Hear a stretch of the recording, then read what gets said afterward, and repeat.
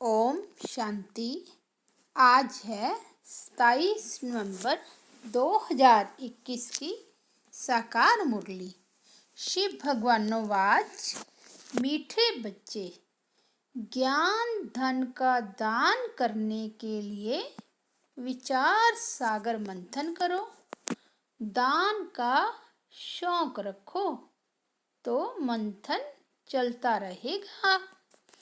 आज का प्रश्न है, ज्ञान मार्ग में सदा अपने को तंदुरुस्त रखने का साधन क्या है? उत्तर है, सदा अपने आप को तंदुरुस्त रखने के लिए बाबा द्वारा जो भी ज्ञान घास अर्थात मुरली मिलती है उसे खाकर फिर उगारना चाहिए अर्थात मंथन करना चाहिए। जिन बच्चों को मंथन करने की अर्थात हजम करने की आदत है वह बीमार नहीं पड़ सकते। सदा तंदुरुस्त वह है जिसमें विकारों की बीमारी नहीं। आज गीत बजा है, तू प्यार का सागर है। ओम शांति। बच्चों ने गीत सुना। मनुष्य जो भी गीत आदि बनाते हैं, शास्त्र आदि सुनाते हैं, समझते कुछ भी नहीं है। जो कुछ पढ़ते आए हैं उससे कोई का कल्याण नहीं हुआ है और ही अकल्याण होता आया है। सर्व का कल्याणकारी एक ही ईश्वर है। तुम समझते हो हमारा कल्याण करने वाला आया हुआ है। कल्याण का रास्ता बता रहे हैं।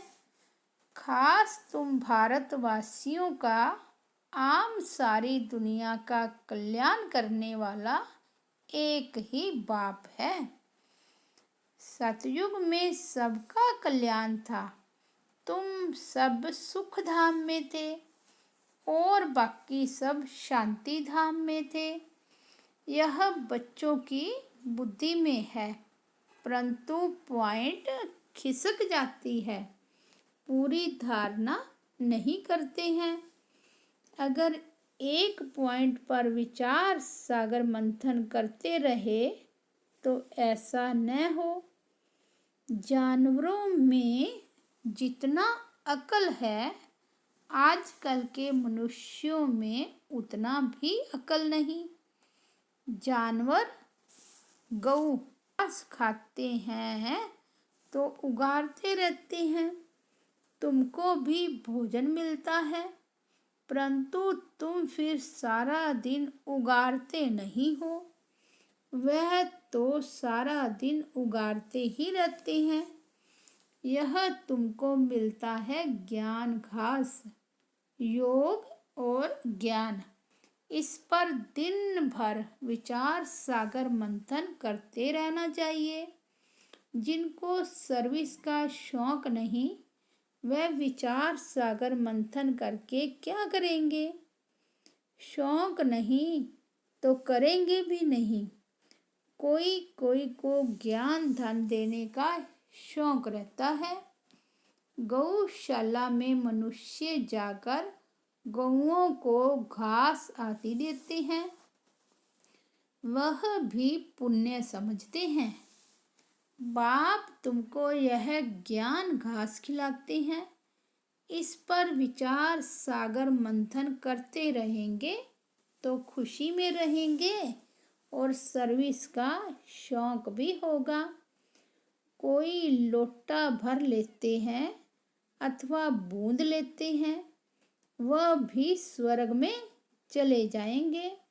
स्वर्ग के द्वार तो खुलने ही हैं। यूं तो ज्ञान सागर को हप करना है।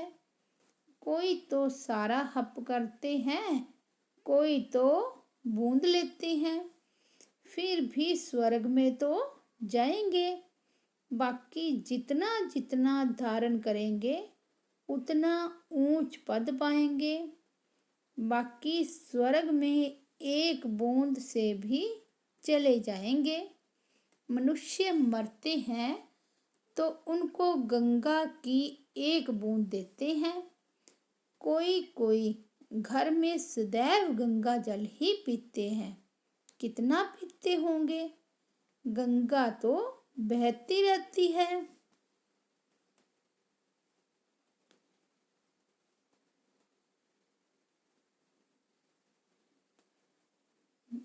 गंगा तो बहती रहती है।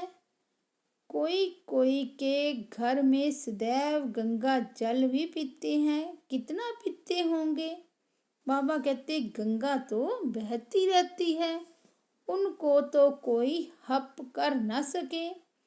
तुम्हारे लिए तो गाया हुआ है, सागर को हप कर लिया।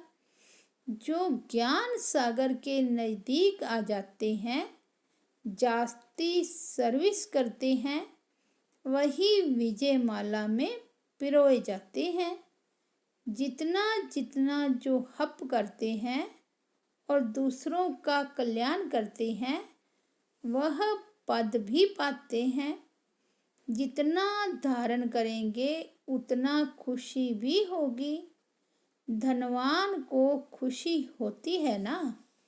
जिनके पास बहुत अथाह धन होता है, दान करते हैं, कॉलेज, धर्मशाला, मंदिर आदि बनवाते हैं, तो उन्हों को खुशी भी रहती है। यहाँ तो तुमको मिलते हैं अविनाशी ज्ञान रतन 21 जन्मों के लिए। अविनाशी खजाना जो अच्छी रीति धारण कर फिर दान भी करते हैं, उन्हें अच्छा पद मिलता है। कोई कोई बच्चे लिखते हैं, बाबा हमको दिल होती है नौकरी छोड़ इस रूहानी सर्विस में लग जाएं, प्रोजेक्टर प्रदर्शनी लेकर फिरते रहें। एक बूंद भी कोई को मिलेगी तो कल्याण हो जाएगा। सर्विस का बहुत शौक है। बाकी हर एक की अवस्था को बाबा जानते हैं। सर्विस के साथ फिर गुण भी चाहिए। न क्रोध होना चाहिए, न कोई उल्टा सुल्टा ख्याल आना चाहिए। विकारों की कोई भी बीमारी न हो। तंदुरुस्ती अच्छी चाहिए। जिनमें विकार कम है, बाबा कहेंगे यह तंदुरुस्त है। बाबा महिमा करेंगे ना। गाया हुआ भी है, कौन कौन अच्छे महारथी हैं। उन्होंने फिर असुर और देवताओं की लड़ाई दिखाई है। देवताओं की जीत हुई। अब हमारी लड़ाई है 5 विकारों रूपी असुरों से। और कोई किस्म के मनुष्य असुर नहीं होते हैं। जिनमें आसुरी स्वभाव है, उनको ही असुर कहा जाता है। नंबर 1 आसुरी स्वभाव है काम का, इसलिए सन्यासी भी इसे छोड़ भागते हैं। इन आसुरी अवगुणों को छोड़ने में मेहनत लगती है। रहना भी ग्रस्त में है, परंतु आसुरी स्वभाव छोड़ना है। पवित्र बनने से मुक्ति, जीवन मुक्ति मिलती है। कितनी भारी प्राप्ति है। वह तो घर बार छोड़ भाग जाते हैं। प्राप्ति कुछ है नहीं। इन चित्रों में कितनी अच्छी अच्छी बातें समझने की है। वह लोग तो सिर्फ चित्रों का शो करते हैं। सिर्फ चित्र देखने के लिए कितने जाते हैं। फायदा कुछ भी नहीं। यहाँ इन चित्रों में कितना ज्ञान है। इससे फायदा बहुत होता है। इसमें आर्ट आदि की कोई बात नहीं। ना कोई बनाने वाले की होशियारी आदि है। उन्हों के तो नाम चित्र पर लिखे हुए हैं। आर्टिस्ट का को भी इनाम मिलता है। कोई इतना समझते हैं, हाँ बाप को तो जरूर याद करना चाहिए। इतना कहा तो भी प्रजा बनी। प्रजा तो अथाह बननी है। मैं तो हूँ ज्ञान का सागर। एक बूंद भी किसको मिलने से स्वर्ग में आ ही जाएंगे। तुम समझते हो प्रदर्शनी मेले से बहुतों का कल्याण होता है। ईश्वर कल्याणकारी है ना। तुम्हारा भी कल्याण हो रहा है, परंतु इसमें फिर अपना विचार सागर मंथन करता रहे, स्मृति में लाता रहे तो बहुत फायदा होगा। उल्टी सुल्टी बातें तो एक कान से सुन दूसरे कान से निकाल देनी चाहिए। बाप कहते हैं, मैं तुमको बहुत अच्छी बातें सुनाता हूँ। नंबर 1 मुख्य बात एक ही है। कोई को भी बाप का परिचय दो। बस एक बाप को याद करो, वही सब कुछ है।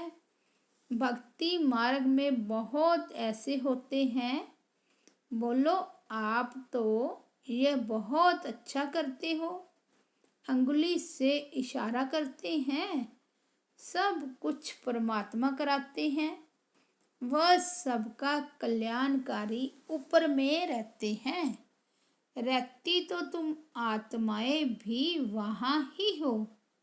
यह सारी बातें ज्ञान की बातें तुम अभी समझते हो। बाप कहते हैं, बच्चे अभी तुम्हारा यह कपड़ा अर्थात शरीर सड़ गया है।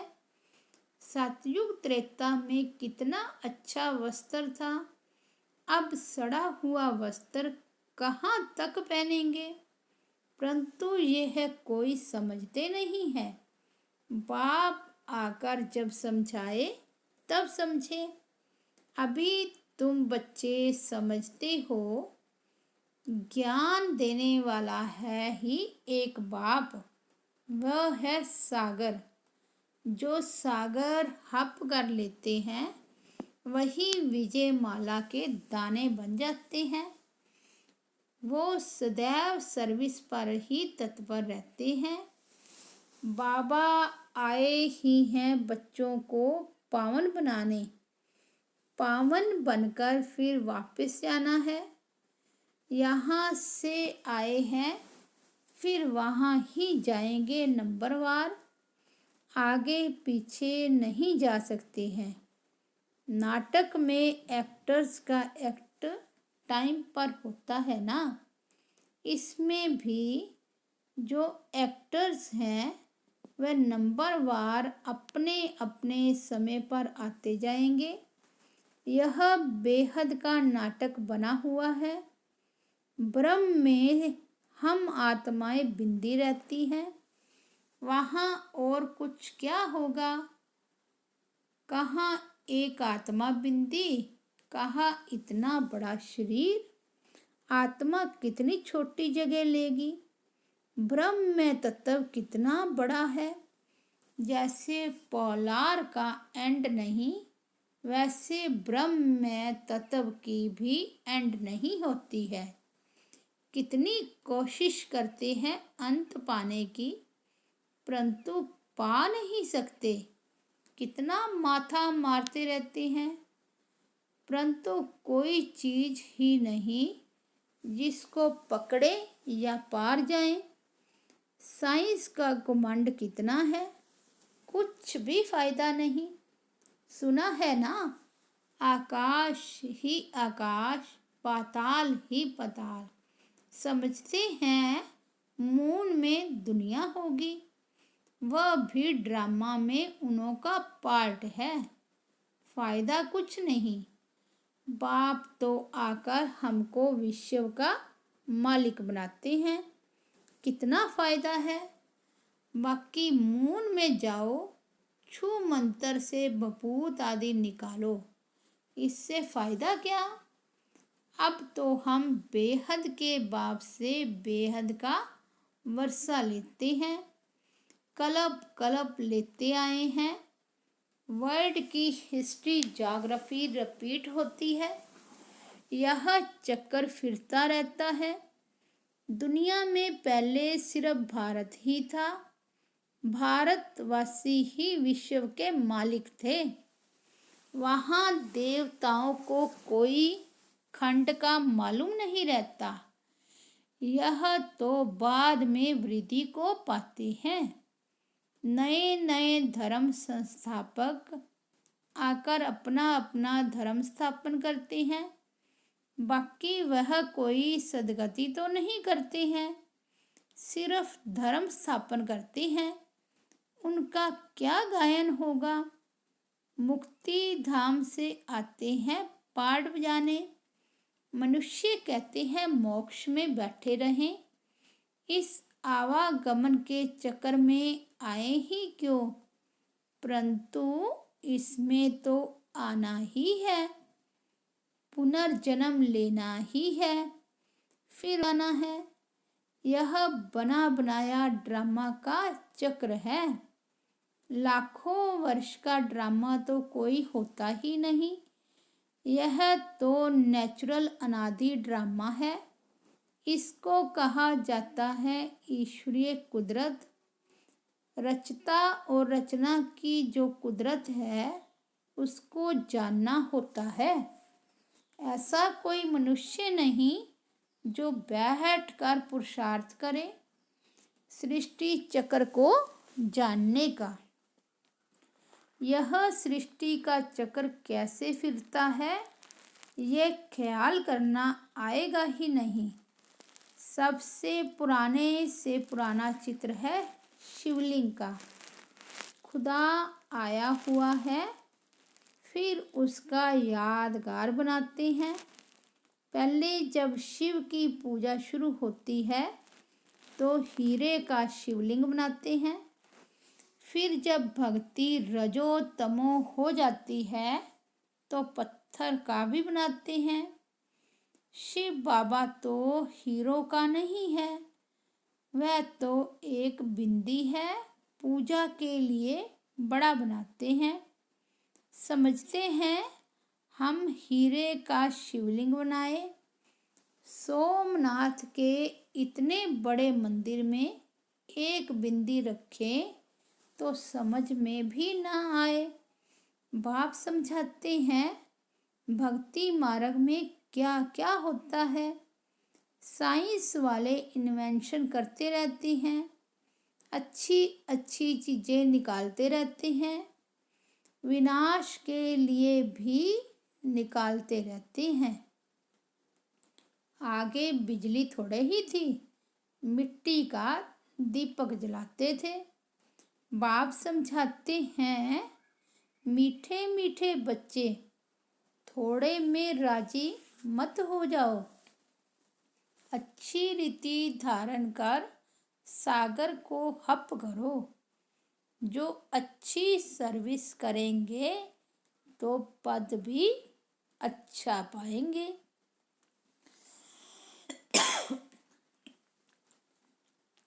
सारा दिन खुशी का पारा चढ़ा रहना चाहिए। यह तो छीछी दुनिया है, अब यहाँ से जाएंगे। पुरानी दुनिया तो खत्म होनी ही है, तैयारियां हो रही हैं, बाकी थोड़े दिन हैं, इसमें भी कितनी सर्विस करनी है।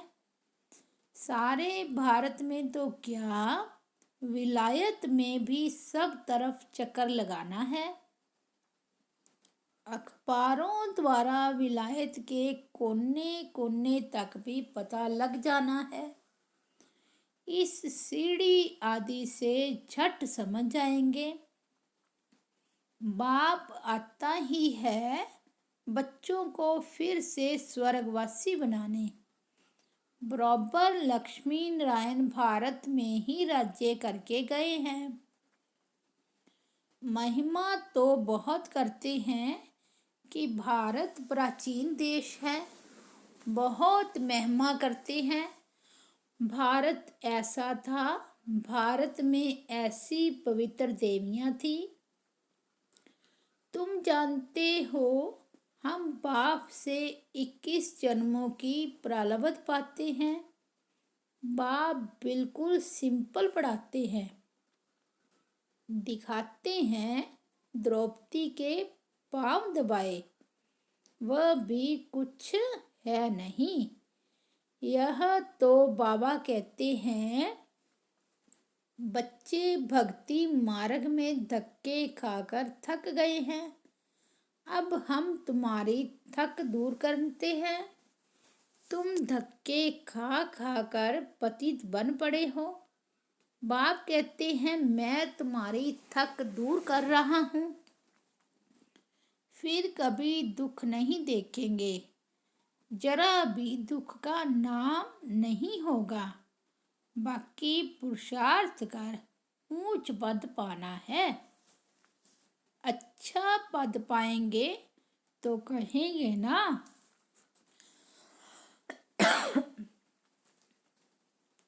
इसने पास्ट जन्म में अच्छे कर्म किए हैं। गायन तो होता है ना, परंतु कोई जानते नहीं है कि इन्होंने कब पुरुषार्थ कर यह पद पाया। अभी बाप तुमको ऐसे कर्म सिखलाते हैं, तुमको भी कहते हैं, अच्छे कर्म कर ऊंच पद पाओ। यहाँ मनुष्य के कर्म विकर्म होते हैं, वहाँ तो है ही स्वर्ग। कर्म अकर्म होते हैं, वहाँ ये ज्ञान रहता नहीं। बाप कहते हैं, कर्मों की गति मैं जानता हूँ।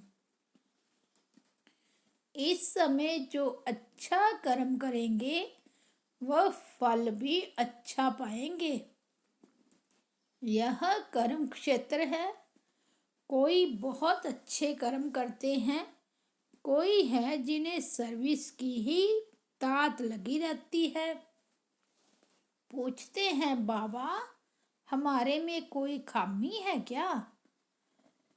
नहीं, सर्विस तो जितनी कर सकेंगे उतनी करेंगे, सर्विस वृद्धि को पाती रहेगी। सर्विस करने वाले भी निकलते जाएंगे। दिल में आथत है, बाकी थोड़े रोज है। अब ऐसा पुरुषार्थ करें जो वहाँ भी ऊंच पद पाए। बाबा यह ज्ञान घास खिलाते हैं, कहते हैं उगारते रहो तो धारणा पक्की हो जाए। खुशी का पारा भी चढ़े। बहुत सर्विस करनी है, बहुतों को पैगाम देना है।